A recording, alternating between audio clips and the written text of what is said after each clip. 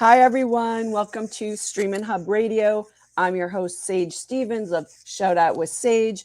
And today, my guest has been filling the boots for Jim Morrison from the popular American band The Doors, joining the stage with Robbie Krieger. As a child, he was subjected to bullying, and from that was inspired to help others, and has since created the song and film entitled I Am No Joke, which features over 50 music and film icons, including Slash, Jeff Goldblum, Ozzy and Sharon Osbourne, Julian Lennon, and many, many more, including, oh wait, I forgot, the LA Symphony Orchestra, which is relevant since we're in LA, and many other icons. Currently, he's set to release his new single, Last Forever, and it's featuring an all-star ensemble of Chris Chaney from Jane's Addiction and Kenny Aronoff of the Smashing Pumpkins. And I want to welcome to Shout Out with Sage today, Andrew Cole. Hi, Andrew. How are you?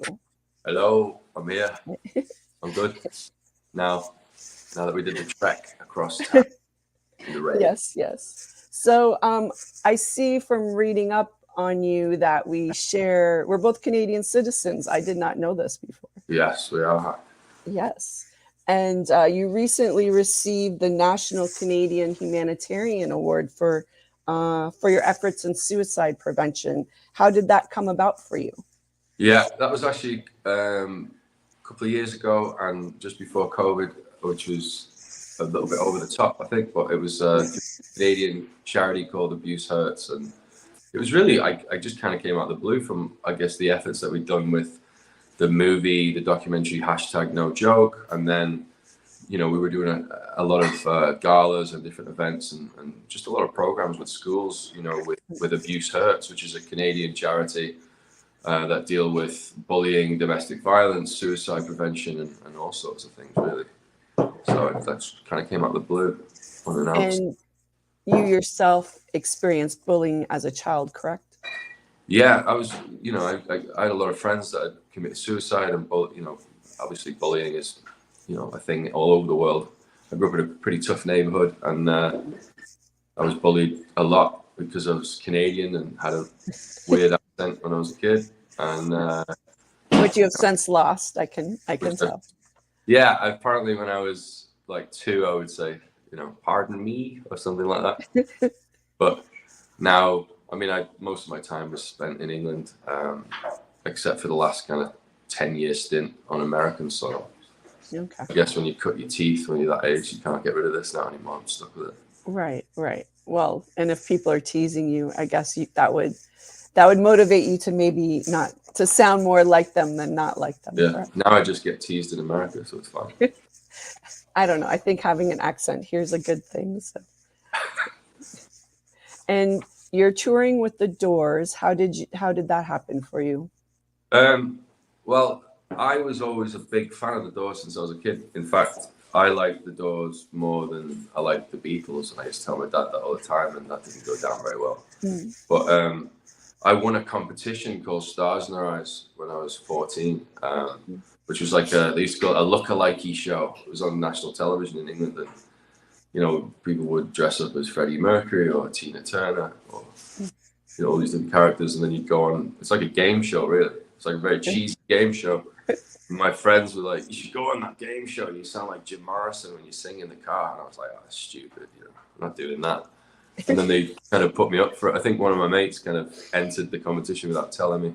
You got on it. You're in it. You've got to do it. So I just did it for a laugh, to try and be cool. And I won it. I beat like Freddie Mercury on this heat, and I got in the final, and then I won that. And the prize was to go to Père Lachaise in Paris and sing at the Renaissance Cafe, which was outside the graveyard Père Lachaise where Jim Morrison is buried, next to Oscar Wilde and all these crazy characters.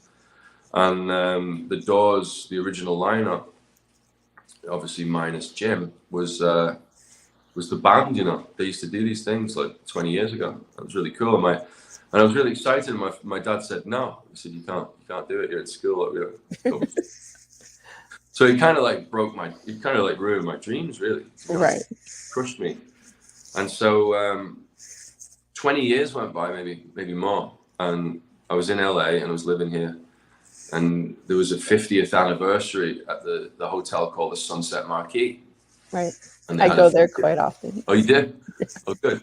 It's a really wild place, and it's always like just random rock stars walking about and like Hollywood icons and things. It's kind of like being in a movie. And I went to the 50th anniversary there, and I was just enjoying myself. And Robbie Krieger from the Doors was walking past, and I just ran over to him and went, "Hey!" And he was like, "Whoa, who are you?" And I was like, "You're my hero, you know. I was supposed to sing with you when I was a kid, and my dad's not very nice." And I told him the story, and I was like, "Can I sing with you one day? Otherwise, I can't get this out of my head. You know, it's been 25 years now, and I'm still thinking about it." And he was like, "No, you know, we already have a singer." It was very nice, actually. He was very calm and polite, but you know, I probably looked like a bit of a lunatic. And I kind of talked to him for a little bit, and you know, we kind of became. I was talking to him about the Bully Project. Really, I said, "Okay, then will you play guitar on this song to change the world?" I'm trying to do a "We Are the World" song kind of thing, different song, but same kind of structure, with all of my heroes and other people's heroes. And he said, "Well, here's my email. You know, send me some more information," as people do. You know, didn't think anything of it. And I followed up with him, and he was like, "You know, I really like this. I'm interested in this. I like what you're doing, and I believe in the cause, and I think I can add something to it." And I wanted him to do an interview as well and talk about loving yourself and all sorts of things, you know. Right. And he came into the studio and played his guitar on the song along with all these other artists. And you know, we kind of chatted and became friends, kind of thing. And one day I had a show, and he happened to be there, and I said to the band, "Hey, play a Doors song. He's in the audience," you know. Something I can't remember where. Impress them, some reason, some manipulative thing that I did. And then I went over to him at the end and went, "I got to sing with you. Was that any good? Was that good or what? Like, was it good? Did I, you know, kind of invent your own audition thing?" Right. And he was like, "Yeah, man, you know, he's great, whatever. Very nice, but nothing." And then one day, his son Waylon had unfortunately fallen off his scooter or had some kind of accident. Robbie phoned me and said, "Hey, Waylon fell off his scooter. He can't play the show tonight. He's broke his ribs. Do you want to be Jim Morrison for the night?" And I was like, I mean, sounds terrible, and God bless you, Waylon, but kind of like, I've never hey, you have to get your opportunity, right? I was like, "Thanks for falling off your scooter, Waylon," you know. But I think that's what happened. But so then I ended up on stage, and it just kind of grew through then, you know. Robbie would phone me now and then and say, "We're going to a school, we're doing this thing for St. Jude's, we're doing a charity thing for sick kids." And I love Waylon. Waylon's always on stage as well. Waylon's Robbie's son, and I think it's great to have like that father and son thing. And Waylon can really sing and really embodies the kind of energy of Jim Morrison, you know. So it's kind of like all of us really as fans just trying to do what we can to fill those Lizard King boots. Well, I've seen you in action, so I think you're doing a great job. So I think you're fulfilling that role. Tell me more about your own. You mentioned a bit about your nonprofit, or how then, if you want to give that a shout out. What's the name? Yeah. Tell me a bit about it. Well, when I first came to LA, I wanted to make a piece of work.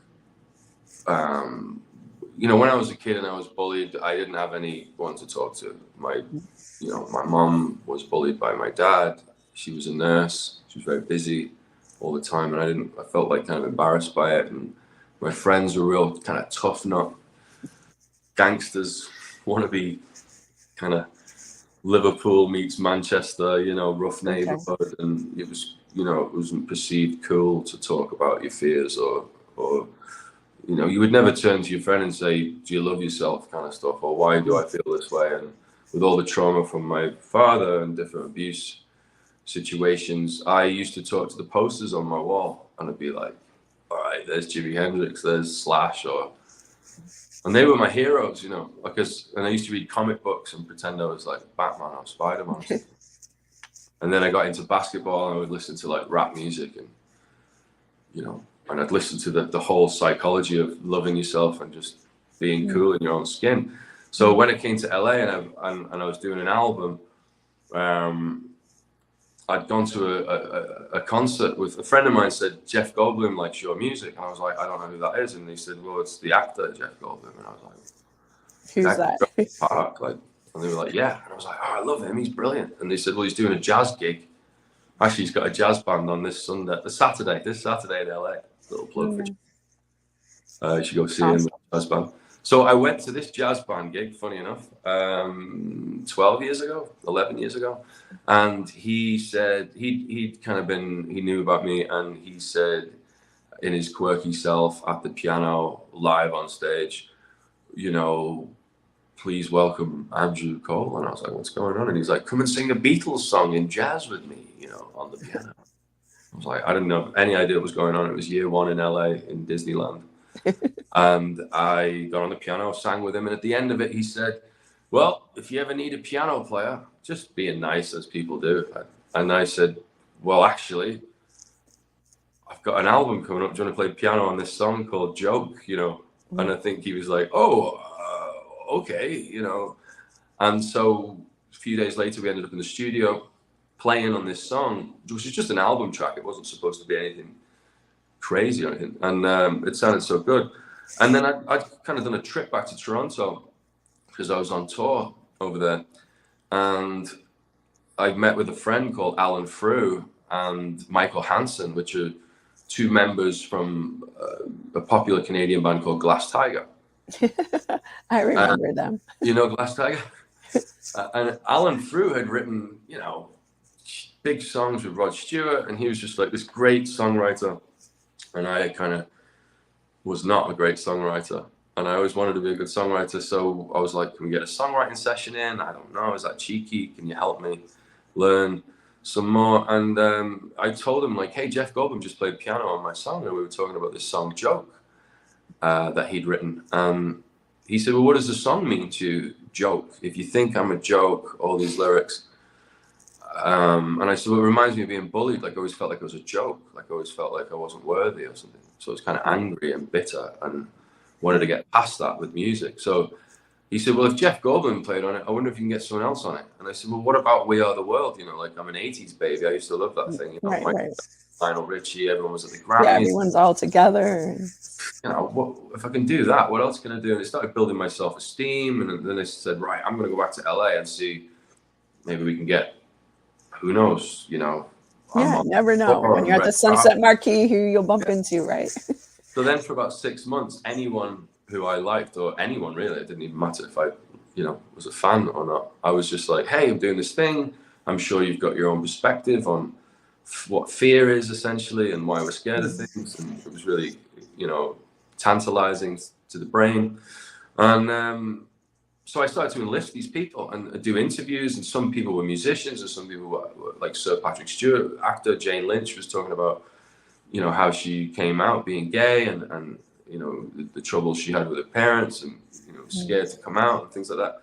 And Adam Lambert and stuff. And you just bump into people in nightclubs and things, and I was always thinking to myself, well, I'm not out to have fun. I'm kind of out to, I was trying to be like this mad superhero person, and everyone thought I was insane. And a lot of people said no and said, well, you're crazy and it sounds like a nice idea, but, yeah, I don't even believe you. Don't know what that is. So one day I went round to Sharon Osbourne's place with Ozzy, right? And I asked Sharon and Ozzy, hey, can you make a video like with Jeff Gold? Like, I'll just phone 4 of you guys, because no one's listening to me. So if you make a video and I'll kind of narrate it, right? You guys can like ask other people, like a call to arms kind of thing, and then if I meet someone, yeah, it gives it credibility, and people need to see other people to get inspired to join along. Yes. Yeah. So one night I heard that Lady Gaga, it's in the film, and I'll tell you about the film in a minute, but I heard Lady Gaga was in the Chateau Marmont, which is a popular hotel. Yes. Old-fashioned one where like John Belushi died, and it's very cool. It's like Dracula's castle. Yeah, it's a really cool venue or hotel. Yes. And nowhere like any riffraff like me would be allowed in. But heard this through the pipeline, and she'd closed the place down, and she was having a dinner, she was a management, and I was thinking of all sorts of ideas how to get in, which is really terrible. I feel bad about it, but I had a friend who worked for TMZ, which are those, crazy people with the cameras that, Yes, the paparazzi. Celebrity paparazzis.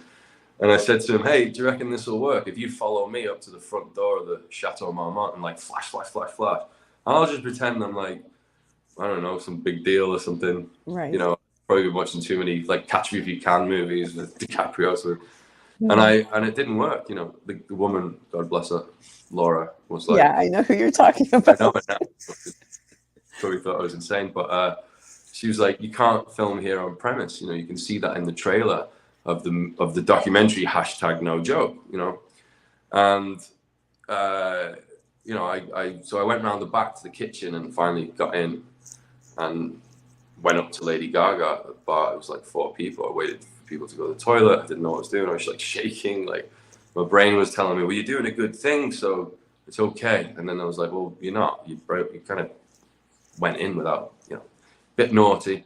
But I ended up next to her, and I had this video to show her. I said, what about this? And she said, who are you? And I said, I'm, just Andrew. I don't, just please watch this video. I'm not trying to get anything from you, but I'd just love you to talk to the kids around the world about how you got out of a trash can. She said this line about no matter who puts you in a trash can, you can always get out, kind of thing. Right.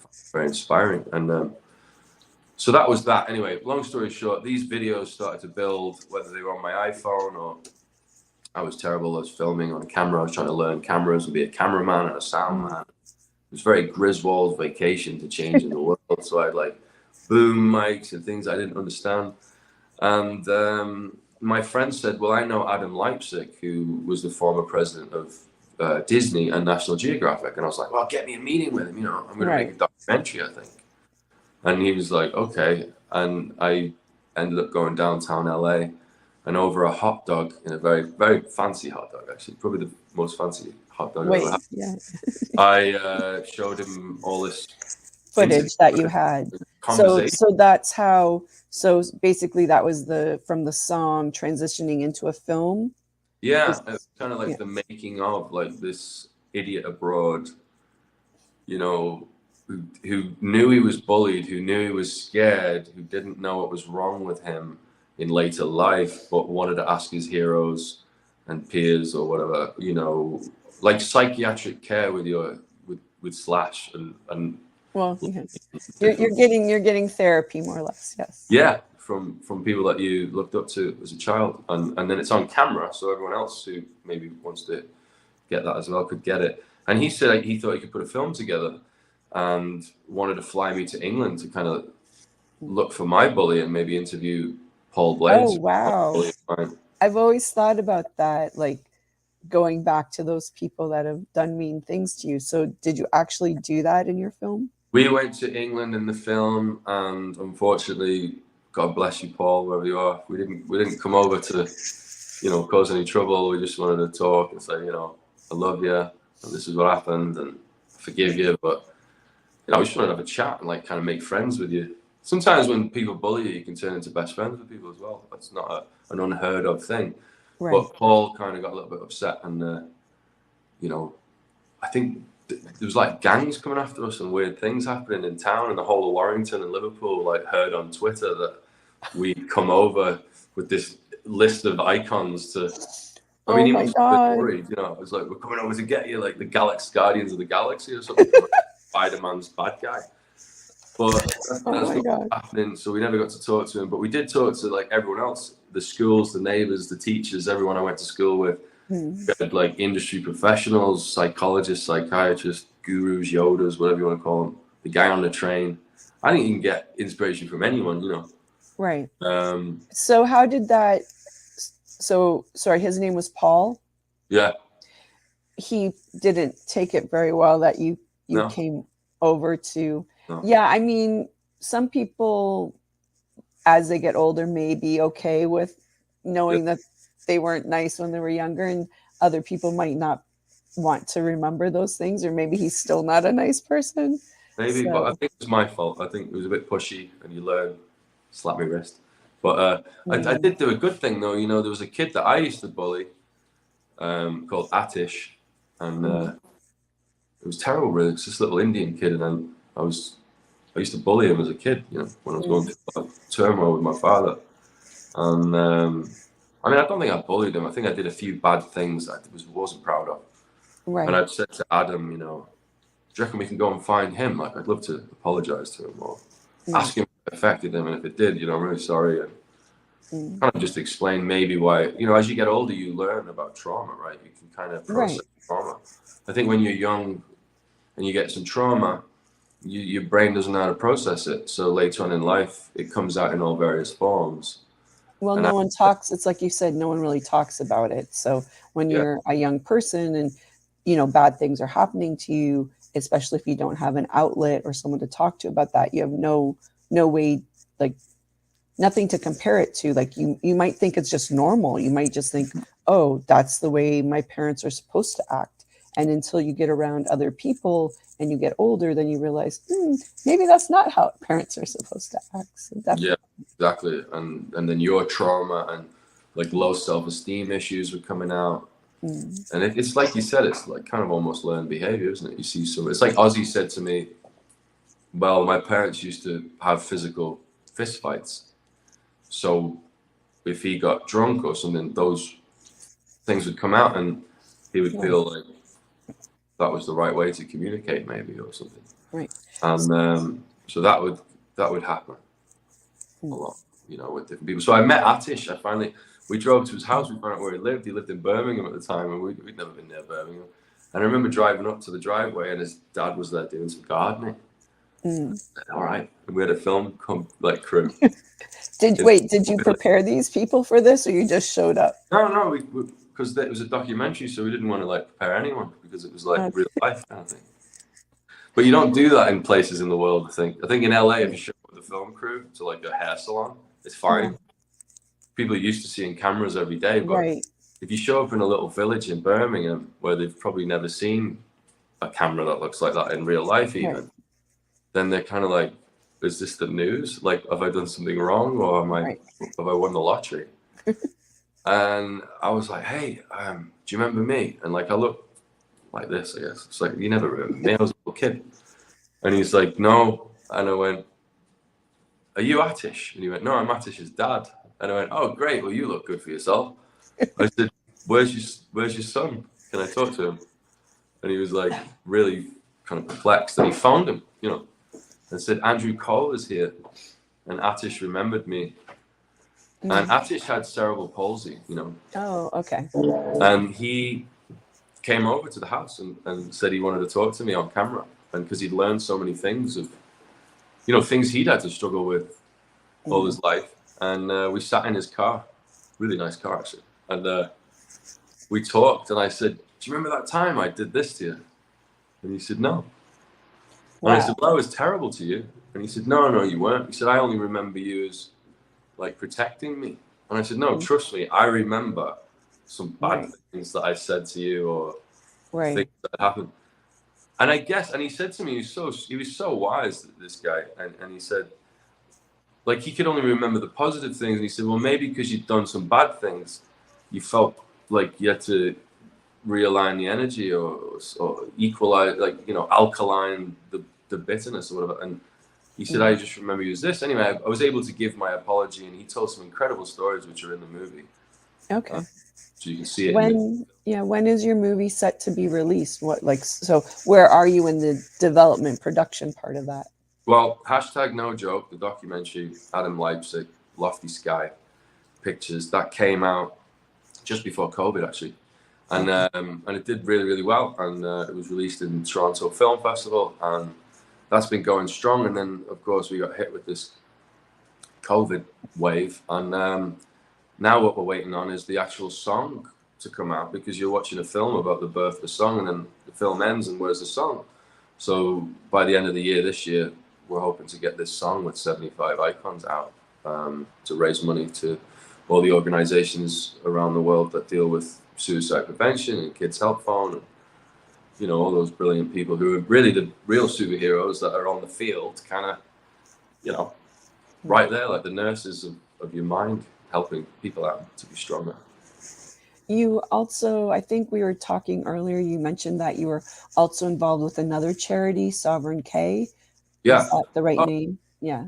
well, Sovereign K is it's not a charity. Sovereign K is run by a very sweet lady called Kim Hauk, and she kind of had this cool idea where she wanted to do events that she runs a wine company called Riena del Toro, along with an art company with Sovereign K, and it's kind of art, wine, and music and events. She loves to pull great minds together. You know, you could have a dinner with her one night, and there'd be an Olympic swimmer and with an astronaut and an actor and whatever. You know, all these crazy Yeah. people around the table just rabbiting on about how we make the world a better place. You know, or collaborating in art.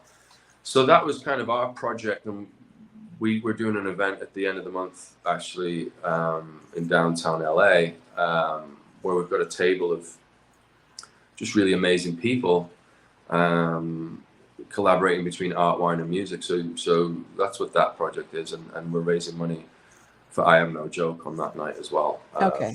Through tickets. So it is sort of a charity event. Any chance I can get to turn a performance into helping someone, I'm going to do it. You know, You're there. my little way. And then, I was saying to my friend, I've got this really cool friend called Jeff Perkins, right? And he, I'm in his living room right now, actually, kind of funny. Okay. And the reason for that is, everyone, I don't know if you're ever really like healed, I think life's not a constant, right? It's always going up and down. So you go through tough times, and I've gone through a real tough time in the last couple of weeks, and I felt really hard on myself. I was being very hard on myself, and it's really great when a good friend can step in, and someone that maybe I haven't seen in a minute, or could be a stranger on the bus who sees that you're not looking sharp. Yeah. And he really stepped in for me, and he's like had me in the gym, and he's been doing all these mental exercises with me, and just being very inspirational and saying the most beautiful things about, just reminding me again about what love is and how to love yourself. Giving you confidence and inspiration. Right? Saying you can't just go to the gym 3 times and then you like rip the sexy body, So it's like you can't just do that. You have to. It's like the mind has to be in the gym as well, right? So you got to keep going with it, otherwise you can lose it a bit. Well, yeah. Well, when you're at the gym, you're not going to feel, motivated. Okay, I did 5 reps today. Okay, great, let's go. You have to mentally go there so that you'll do all those rest of the reps, right? Really hard as well. You're totally right, and it's hard, I think, in any industry, but for me to pick. I mean, I don't think I chose. I think the industry. Well, music chose me. Really, I didn't choose it. Right. No, definitely. But, how did you get into music? Like, have you always been a singer? Did it come to you later? Apparently, according to my mum, I've always been a little, like, I don't even know what to call it, but like a little. I used to dance when I was 2 in the living room, like trying. You were a showman. Yeah, I was a little showman. And in school, I was always in trouble because I was the class clown kind of guy. Anyone was crying, I would try and make them laugh. But I was always on show, and my mum would say to the family, "All right, Andrew's gonna do this little terrible dance or something," and then it was singing, and then we didn't have any money when I grew up, so my dad would make the mic stand out of toilet rolls or whatever, and I'd be like pretending I was in Queen or something, and so yeah, I've always like. But I'm terribly stage fright. I get terrible nerves, and it's kind of weird. And I, that's why I say it kind of chose me. And sometimes to go around the point here is kind of like, you can get off stage with Robbie Krieger, and you can perform to 1,000 people or whatever. Or, I mean, I remember opening for Metallica, and there was 200,000 people in the audience, and not only was I in the lavatory, just scared out of my mind, shaking before the show. But after the initial high of that, you can be on stage and feel great, or you can have a great week at work, or you can win a basketball game or something. And then the minute it's over, sometimes my mind would go flat and I'd feel kind of almost depressed again. It was like a big roller coaster. like Just crash. you'd have the adrenaline, but from being on stage and the people and the energy, and then afterwards you're just saying like, are your own like insecurities coming back into your Oh, head? for sure. Yeah, Yeah. I think all of my insecurities from the past, I'm still working on it today. Even, I mean, Lemmy, God bless him, before he died, we did an interview with Lemmy, and he said, "You're not healed, are you?" He said, "You're doing this." He said, "None of us are really truly healed, because something can it's about being equipped, really, I think, to what can come, because life isn't a constant. So if something terrible comes and happens to you, then it's how you get over it. And I was talking about my mate Jeff, but unfortunately his father committed suicide, he was telling me this week, and I didn't know that. No. And if you look at Jeff and you look at the way he lives his life and the inspirational things he's doing, you really wouldn't know that his dad, you wouldn't know. But if it's like, so that's a testament to, it's kind of like, it's like Everyone has different tools. Some people don't have I guess it's tools. Like, do you have a support system? Do you meditate? Do you self-reflect? Like, do you know what trauma is? Like, do you even know what that is? Like, what is trauma? Like, you need to do a lot of work. And there's so many different traumas, right? The brain is so complex. It's just like a motherboard of dodgy wires. Makes us all different, makes us all amazing. And I think it was Josh Homme from Queens of Stone Age, and he said, "Andrew, it's not about how you got knocked down, it's the style in which you get back up." When you first started in music, were there people that actually knocked you down? Were people helpful? Was there anyone that really motivated you to come to LA? All of the above. There's the people that are like, "Who are you? You're a foreigner." There's jealous people. If you do a really good thing and they want to knock you down, they feel there's all sorts of people. It's all of the above, but you got to stick around all the ones that lift you higher, and that I was terrible at that at the start, but because I was always trying to fix everyone that was knocking me down. I would always be like, "Why are you so sad?" or "Why are you so angry?" or "Why do you hate me?" That was always my question. Why don't you like me? What have I done wrong? And that comes from trauma too, right? Sometimes. Right. Well, it comes from your parental issues and trauma. So if your self-esteem is really high, it's like it's on them. Like if someone is bullying you or being mean to you, then it's never normally. Sometimes it's not. It's their issues, right? So you have to have like kind of empathy for that, and there's a way to navigate that. So all of the above. I mean, of course, there's no way in a million years I'd be where I am without hundreds and hundreds of friends and lovely people and strangers who just believed in me and what I was doing, more so sometimes than I did for myself, which is kind of shocking, but not really, is it? We're all kind of like that. Sometimes people can push you into things that you never thought you'd be great at. I mean, it's a lot of stories. You hear these stories about I forget the lady's name who wrote Harry Potter. J.K. Rowling. J.K. That's like saying, who's the guy who did Jaws and Jurassic Park? That's Steven Spielberg guy. But so apparently, she got knocked back quite a few times, and there's a lot of people that do. And I remember Denzel Washington saying, like, you've got to fall forward, and it's like you can get knocked back a loads, like fail a million times, and then you can win sometimes. So it's about having the tenacity and the self-belief to just do things that might seem insane. What was your biggest hurdle when you started in music? Like when you realized you really wanted to make it a career and make a living from it? Living in a village in the middle of nowhere with castles of sheep. Okay, that could be a hurdle. Not knowing what the internet was, and not having a computer or anything. Okay. While your mum's knitting and you're eating sausage rolls. Okay, so getting to the city. A radio.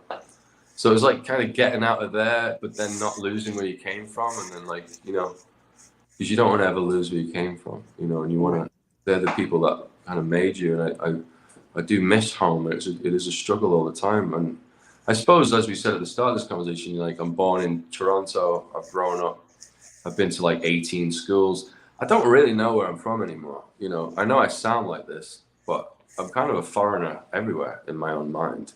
So you can kind of just be like a man of the world in a way. Just you've got to be universal, I think. And more now, you know, we're 2023. It's just a different planet. I think everyone's a human of the. We're just people of Earth now, and we've got access to everywhere. Yeah, I think I'm a citizen of the world. I've lived in a lot of different places. Yes, I have like 2 citizenships, but Oh yeah, what's your other citizenship? well, I'm U.S. and Canadian. Okay, so right. So, yeah, but I just feel because I've lived in other places, and you know, I'm really interested in other cultures, and I just want to be more inclusive, I guess. So. That's great. I mean, you know, LA is one of those places where, I mean, like many cities now, everyone's from everywhere, right? Right, exactly. The internet, you meet people all the time from far and wide. When you go back home, you don't really see that. Still, even to this day, actually, and I love that. There's a certain charm to where I come from. I mean, Liverpool's different. My mum's Welsh, so we grew up in North Wales with all that. It's kind of like Lord of the Rings, Harry Potter world, or whatever. And, you know, people have been there in the same house for 30 years, and it's all the same people, and they all wave to each other on the street.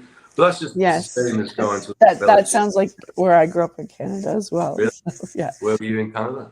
Outside of Toronto, and in Whistler for a season. I was up in the mountains. So it's, you know, very small town, even though you have lots of tourists coming in. Yeah. You all know everyone. Yeah.